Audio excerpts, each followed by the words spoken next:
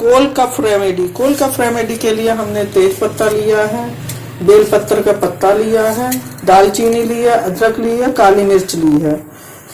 तेज पत्ता को हम धो लेंगे।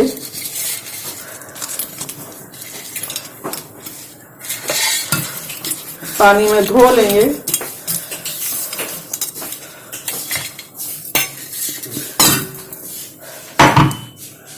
अदरक, काली मिर्च,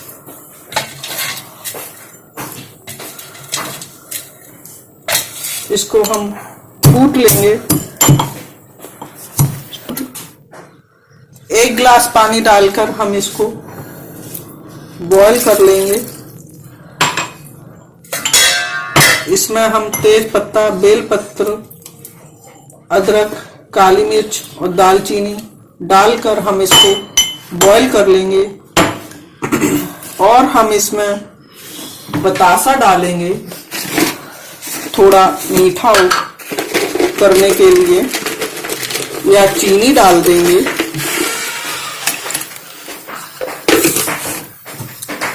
ये एक गिलास का आधा गिलास पानी रह जाए तब हम इसको बनाकर पिएंगे।